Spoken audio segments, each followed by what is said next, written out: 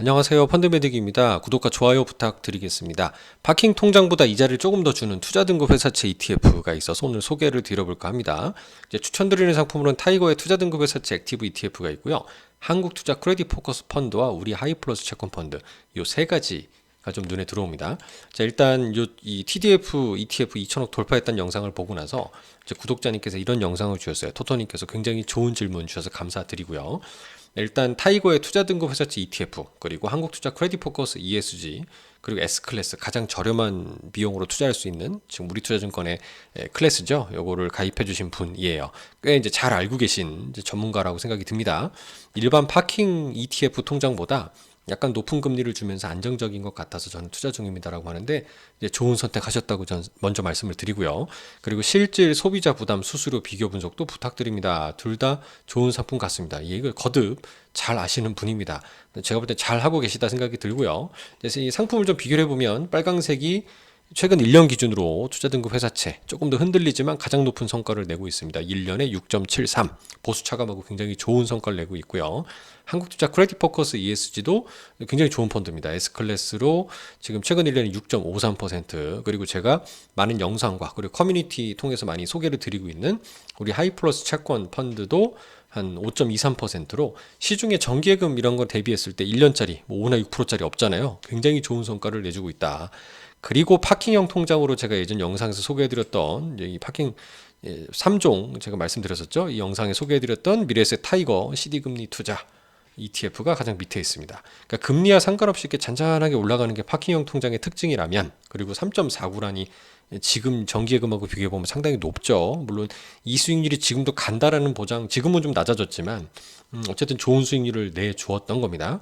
이 위에 있는 요 세 상품은 사실 다 좋은 상품들입니다.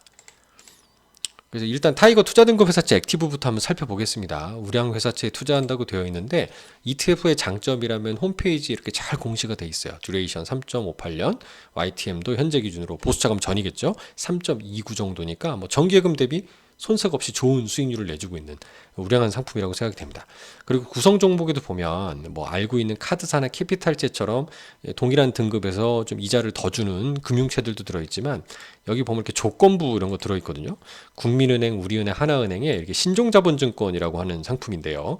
이런 것들이 한 10%씩 의미 있게 담겨 있어요. 근데 이게 전 되게 좋은 상품인 게, 이 신종자본증권은 해당 은행이 발행했기 때문에 뭐 굉장히 안정성이 높으면서도 만기 5년쯤 됐을 때 이제 바로 상환시켜버리는 장점을 이제 가지고 있는데, 상환시키라는 법이 있는 건 아니지만 우리나라는 뭐 상환이 안 되면 그 다음번 발행이 안 된다라는 게 거의 통념화되어 있기 때문에 우리는 대부분 상환시키는 구조를 가지고 있거든요. 그러면서 높은 금리를 일반 은행 예금이나 같은 등급의 채권보다 꽤 높은 금리를 제공하기 때문에 인기가 많습니다. 그래서 완판, 이게 출시만 됐다면 완판이라고 하는 이제 은행 신종 자본증권들이고요. 이제 부자들도 쓸어 담는다고 하는 신종 자본증권이라고 볼 수 있습니다. 그리고 5년간 높은 금리를 계속 제공받잖아요. 앞으로 한국은행에서 금리를 인하하게 되면은 금리가 쭉쭉쭉 예금 금리가 떨어질 텐데, 얘는 계속 높은 금리를 받을 수 있으니까 부자들이 쓸어 담는 개념이 되겠죠. 이것들도 개미가 손쉽게 투자할 수 있는 상품이기도 한 것 같습니다. 다음은 한국투자 크레딧 포커스 ESG 채권이고요. 얘는 펀드기 때문에 이제 펀드의 만기나 아까 YT의 만기 수익률 정보가 제공이 안 됩니다. 좀 안타깝지만 추정해보건대 듀레이션은 요 두 개, 1년 이하가 43%, 이래서 3년에 47% 정도 보건데 한 2년 정도 수준이 될까라고 추정이 되고요. 이제 저는 안타까운 게 ETF처럼 이 펀드도 좀 추정치라도 홈페이지 등에 좀 올려놓으면 안 될까라는 생각이 좀 드는데, 사실 그 금융투자협회에는 광고 심의 규정이라는 게 있어서 엄격하게 이런 행위를 막고 있긴 합니다. 펀드의 경우는. 그런데 오히려 ETF는 주식처럼 거래가 되고 훨씬 편의성이 높은데 이렇게 홈페이지라든가 공시하는 게 좀 유연하단 말이죠. 이런 부분은 오히려 역차별인가? 라는 생각도 좀 들 정도가 있습니다. 그래서 펀드도 상당히 좋은데, 왜냐하면 뒤에 말씀드리겠지만 ETF 대비 분명히 좀 장점이 있거든요. 그래서 좀 이런 부분은 좀 풀어주면 어떨까라는 개인적인 생각입니다. 그래서 저도 운용사에 물어봐서 이렇게 가끔 올려드리죠. 하이플러스 채권, 제가 좋아하는 상품이 듀레이션이 1.4년 정도 되고 YTM도 3.35니까 크레딧 포커스나 지금 그 타이거 투자등급 회사채보다 높습니다. 평균 시정등급도 AA 제로고요. 그리고 제가 이 펀드 상품이 왜 좋다라는 부분을 이걸 통해서 말씀을 드리고 싶은데, 이때 이 파랑색이 국고채 3년물 금리 수준입니다. 22년도 9월에서 10월 이때 금리가 급등한 거 기억하시죠? 바로 레고랜드 사태입니다. 말도 안 되는 상황이 발생했을 때 금리가 튀면 채권 가격이 하락한다라고 우리가 알고 계시잖아요. 자, 앞서 타이거 투자등급 회사채라든가 크레딧포커스 ES처럼 좋은 성과를 내고 있지만 시장에 위기가 발생해서 금리가 튀는 경우에는 좀 가격이 생각보다 많이 하락합니다. 단기간 2% 정도 하락하기도 했었죠. 근데 이제 제가 좋아하는 우리 하이플러스 채권 펀드는요. 보라색은 거의 안 터진다. 변동성이 얼마 없다. 그때 찾아보면 한 0.5 정도 하락했을 거예요. 그래서 제가 이 하이플러스 채권 펀드를 선호하는 이유기도 하고요. 꼭 ETF만 고집하실 게 아니라 채권형 펀드도 아직은 좀 정보 비대칭 영역에 있어서 조금 경쟁력을 가지고 있다. 그리고 환매 주기도 뭐 똑같으니까요. 사실은 채권 펀드가 더 유리한 선택이 될 거라 생각합니다. 자, 이제 실질 소비자 부담 수수료 비교로 넘어가서 살펴보면 타이거 투자등급 회사채 액티브 상품은 합송 총보수 비용 기준으로 연간 0.15로 정말 저렴한 건 사실입니다.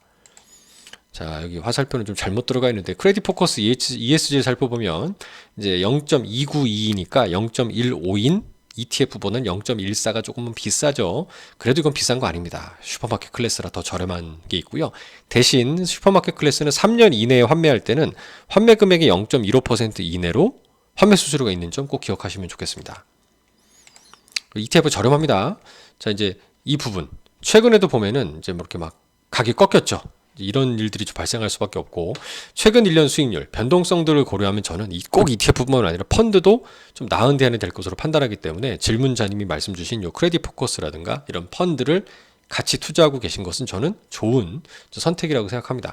매니저가 액티브하게 판단할 수 있다는 점은 채권은 주식하고 다르게 장내 거래가 아닌 장외 거래로 구성이 되어 있기 때문에 여전히 정보 비대칭이 살아있다는 거고요. 요 화살표 시점이 뭐였냐면은 이제 롯데케미칼 사태 아시죠? 롯데채권 이게 만기 연장이 안 되는가 두려움 때문에 롯데월드 타워까지 담보로 내놓으면서 겨우 잠재워놨던 건입니다. 시장에서는 지금 롯데 계열사 채권 발행이 안 된다라고 거의 상식적으로 알고 있을 정도로 채권형 펀드에도 롯데 관련 채권을 다 덜어내는 시점이라고 볼 수 있습니다. 그렇기 때문에 이런 경우들은 액티브하게 이제 펀드에서 덜어낼 수 있기 때문에 ETF보다는 채권 펀드가 더 유리하지 않나라는 생각을 당연히 해볼 수밖에 없고요. 또 외국인 입장에서는 한국 부동산 PF에 대한 경고를 아직 하고 있다는 점에서 봤을 때는 또 우리나라 정치적 리더십이 아직 완벽하게 끝난 게 아니죠. 리스크가 살아있을 수도 있습니다. 계엄 사태의 연장일 수 있고요. 그래서 이런 부분은 조금 돌다리도 두드려갈 수 있는 채권형 펀드가 좀 안전하지 않을까라는 개인적인 생각도 가지고 있습니다. 물론 여차하면 펀드고 ETF고 조금은 현금화 시켜놓는 게 좋은 대안일 수도 있겠지만 아직 그 정도 상황은 아니다라는 생각입니다. 계속 업데이트 드리겠습니다. 감사합니다.